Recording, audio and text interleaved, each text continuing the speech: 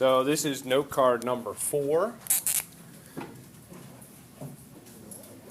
And we're going to have the title Names of Figures. And just in case you lose your note card, don't forget to put your name on it. Don't put Mr. Early, put your actual name. Some people get into the habit of copying things down off the board and accidentally write Mr. Early on their note cards, so write your actual name. So yesterday we had a figure that we started out with. Do you remember what the figure was called? The very first one we talked about. It was made up of 2 rays. Yeah. It's called an angle. Good. So we had an angle yesterday. So this is just review about what we talked about yesterday. Yesterday we had an angle, and we also talked about how to name an angle.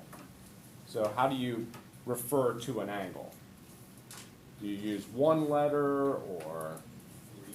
Yeah, you use 3 letters. Good. So you use 3 points that are on the angle, and remember the vertex needs to be in the middle.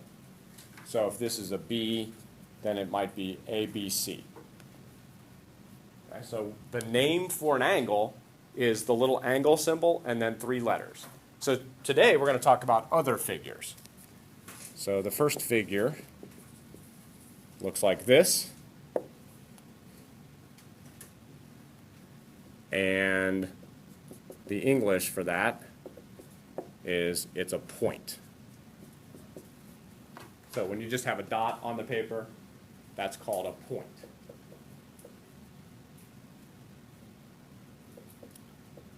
And then the problem is there might be a bunch of different points on the paper, a bunch of different dots. So we want to be able to know which one we're talking about. So we need a specific name for a specific point. And the way we do that is with a capital letter. So this one is called capital B. All right, so anytime you see a capital letter, that's referring to a point. It's the name of a point. All right, here's the next figure.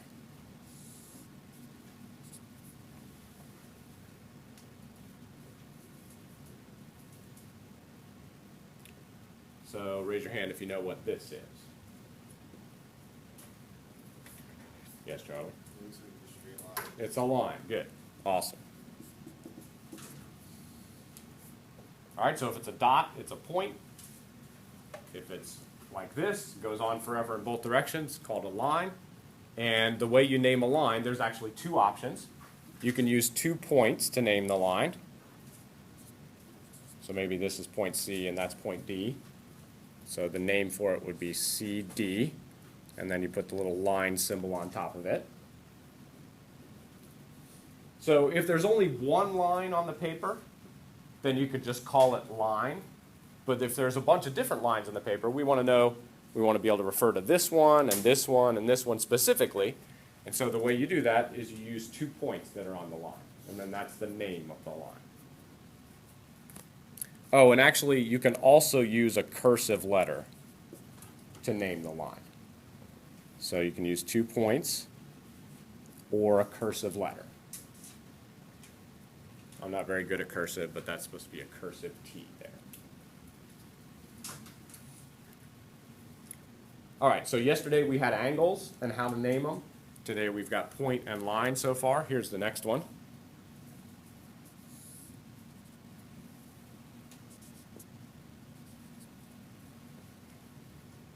Since this stops on both ends, it's called a line segment.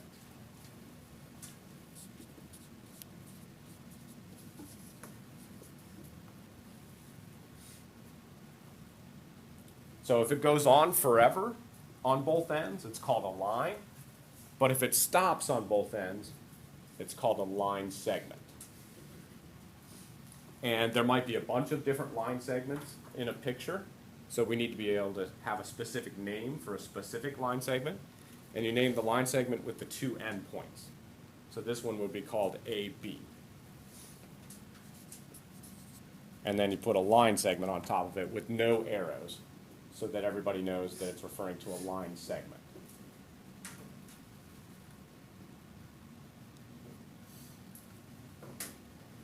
All right, so a line goes on forever both ways. A line segment stops on both ends. And then this stops on one end and goes on forever the other way. Raise your hand if you remember what that's called. We talked about it yesterday. Yes, Brendan? Ray. That's called a ray.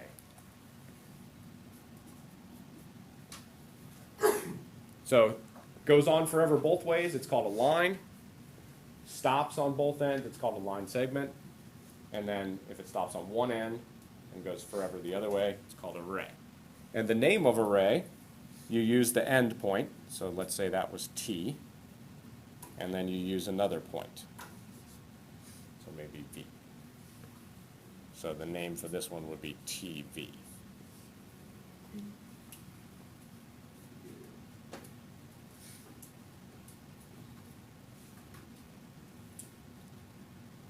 Okay, then last but not least, we have what's called a plane. And we also talked about planes a little bit yesterday.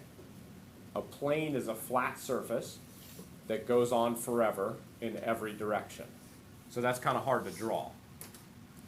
So I'm going to draw it this way. Usually we use a parallelogram to show a plane. But it's supposed to go forever this way, forever that way, forever. I can't draw that, so I just go with a parallelogram. So maybe there's only one plane in a picture, but maybe there's a bunch, so we need a specific name for the plane. And there's two ways to do that. First of all, you can use 3 letters, 3 points that are on the plane.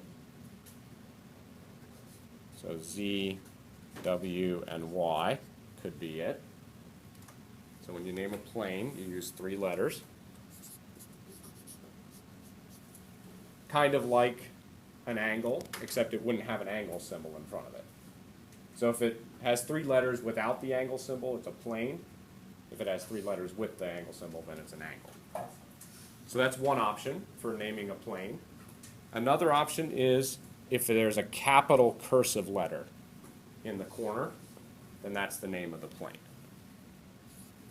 So we also use a capital cursive to name a plane. And again, I'm not very good at cursive, so it's okay if you're not either. Just do the best you can. Make it look different than if it was a non-cursive. Okay, so these are shapes that we're going to see in geometry. Points, lines, line segments, rays, planes, and also angles, which we did yesterday. And this is the way to name them specifically. It's just notation you use to name angles. All right, so that's all for that note card. I'll pass out the hole punch so you can put a hole in it and keep track of it.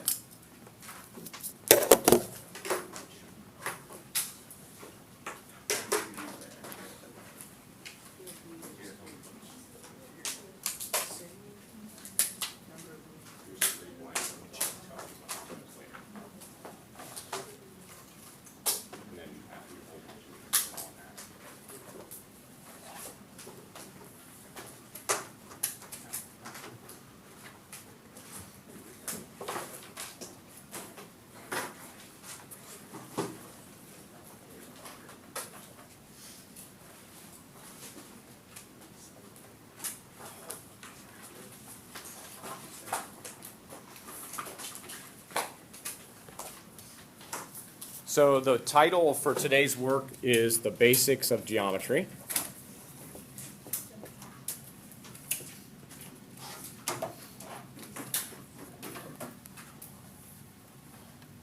So on your sheet of paper for today, put The Basics of Geometry.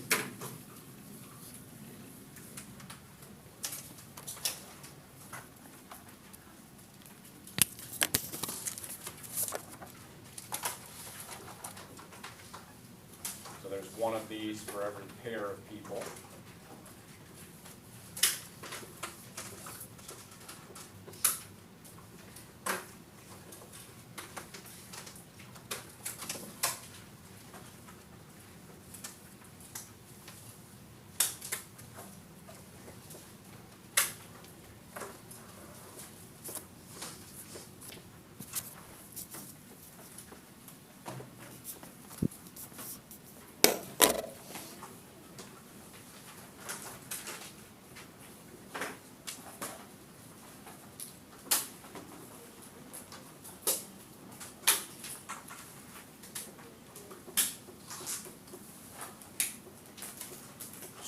everybody to get this stuff hole punched, and I'll do some of these problems with you.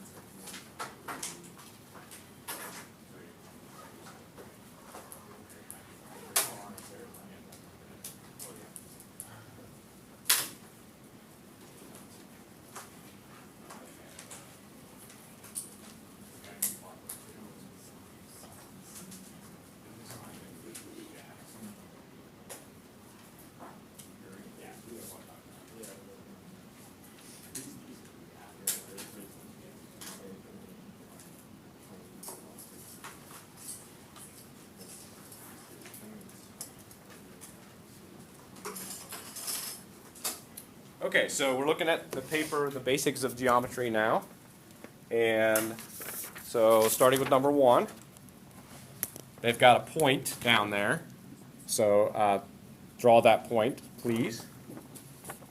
And the question is, how many lines can be drawn through the point A? And show some examples. So what do you think about that? How many lines can you draw through point A? Lots and lots and lots, right? Yeah, so just show some of them. Like there'd be a line that goes this way through point A, or there'd be a line that goes through that way through point A, or this way, or this way. So you're not going to be able to draw all of them because there's lots and lots and lots. So that's why it says draw a few examples. And the answer to the question is there are infinitely many lines that go through the point A. So that's why it wouldn't make sense to name a line with just one point, because you wouldn't know which one you were talking about, because there's lots of different lines that go through that one point.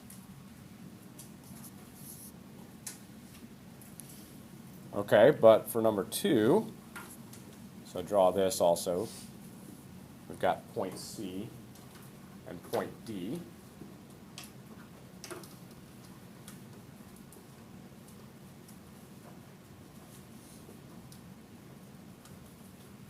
And the question is, how many lines can you draw that go through both point C and point D?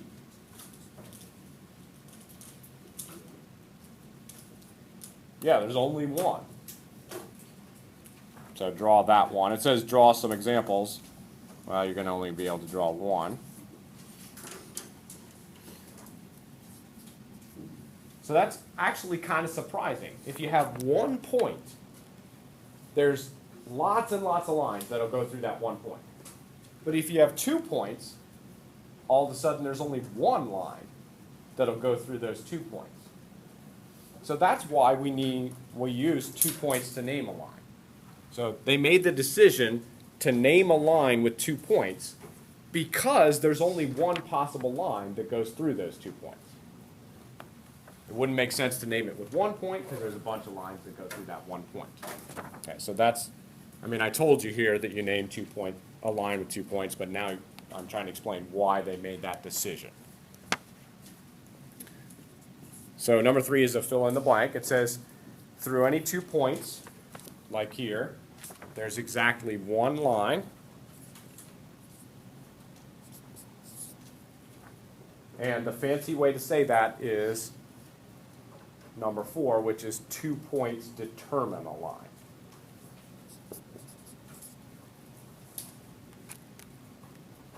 So that means if you have 2 points, that determines only one possible line. There's no other possibility. So it's determined. Okay, so 1 through 4, we're kind of explaining why we use 2 points to name a line. Now we're going to turn our attention to planes. So number 5, there's 2 dots there, 2 points. And the question is, how many planes can be drawn that contain the 2 points below? So remember, a plane is a flat surface. So I'm going to use this piece of paper to represent the flat surface. And so I could take this and make it go through these points this way. Or I could come at it diagonally like this. Or I could come at it diagonally like this. So there's a lot of different planes that go through those 2 points. Could come at any angle. So in fact, there's infinitely many again. So that's a little bit harder to picture because it's 3-dimensional. So picture this coming in at every single possible angle. So that's why there's infinitely many planes that go through those 2 points. So that's why it doesn't make sense to use 2 points to name a plane. I told you over here that we use 3 points to name a plane. 2 points wouldn't be enough because there's a lot of different planes that go through those 2 points, so we wouldn't know which one we were referring to. Okay, but if the 3 points are in a line, like in number 6, so now there's that picture in number 6, and it says how many planes can be drawn through those 3 points. And again, there's a lot of possibilities. Here's a flat surface. It could come in straight like this, or it could come in diagonally like that, or it could come in diagonally like that and hit those 3 points. So 3 points in a line doesn't work either. There's still infinitely many.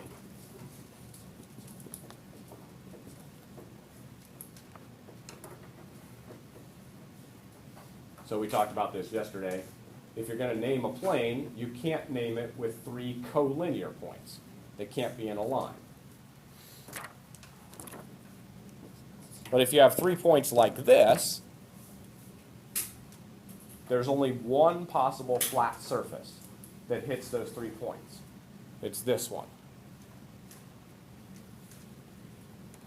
So how many possible planes hit these 3 points? There's only one. So that's why when you name a plane, you use 3 points that are not in a line, 3 non-collinear points.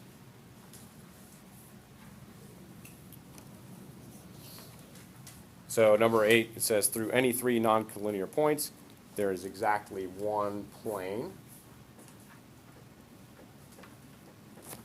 And the fancy way to say that is the sentence in number 9. 3 points determine a plane if the points are non-collinear.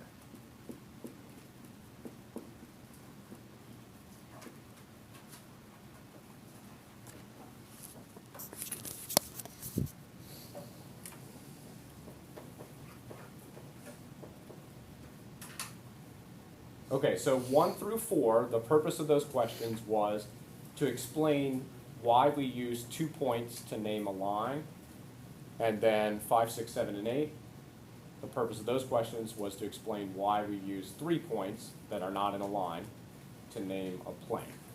So 2 points name a line, and 3 points that are non-collinear name a plane. Okay, now starting with number 10, they're asking us to look at the names that they gave us and identify what kind of a shape it is, and then also draw a picture. Okay, so for 10, raise your hand if you know the answer. What kind of a shape is number 10? Yeah, Kieran? A line segment. Awesome. So number 10 is a line segment. So it says identify the type of shape, so that's what I did right there. And then it says also to draw a picture. So we need to draw a line segment.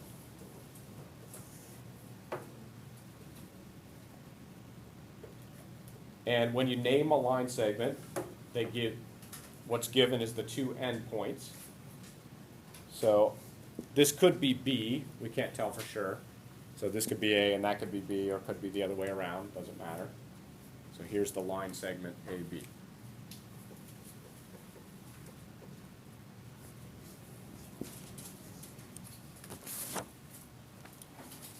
Okay, raise your hand if you can tell me what figure we have in number 11. Yeah, Manny. It's a line, nice. So it's got the A and the B and the line symbol on top of it, so that means it's a line. And when you draw a line, it goes forever both ways. So you need 2 arrows.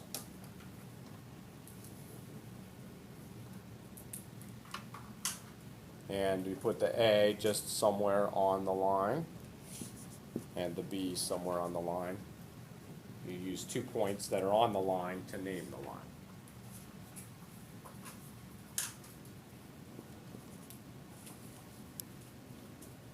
Okay, how about number 12? What kind of a figure do we have in number 12? Yes, sir, Charlie. Nice. When it's just a capital letter, it's referring to a point. That picture is going to be tough to draw.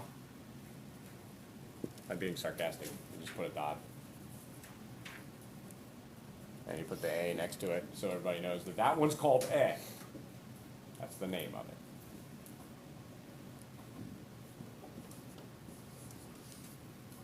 Okay, in number 13 we have a lowercase cursive. What kind of a shape is that?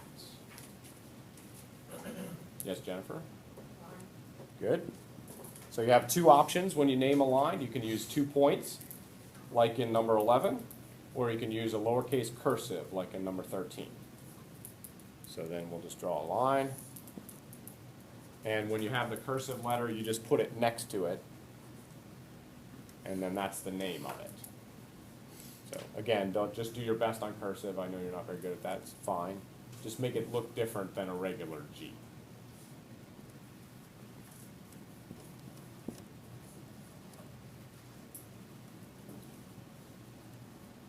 Okay, for number 14, we've got a capital cursive. So what kind of a figure is that?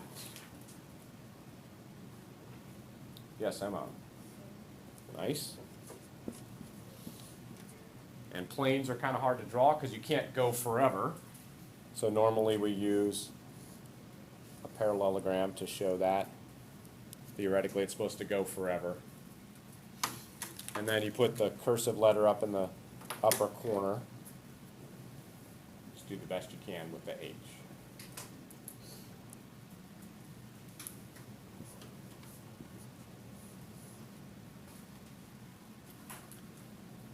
Okay, number 15, we've got 3 capital letters. Yes, Allison? That's also a plane. Good. Now, what if it had this little symbol in front of it and 3 letters? What kind of a shape would it be then, Connor? An angle. An angle. So that's what we learned yesterday, so I'm just trying to review that. But this one's a plane because it doesn't have the angle symbol. So draw another plane. And could I put A, B, and C like that?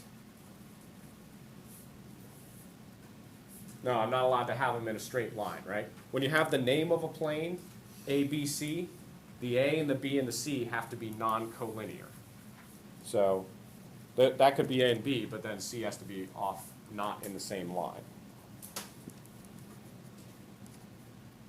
So just trying to emphasize that you use 3 letters to name a plane, and they can't be in a straight line.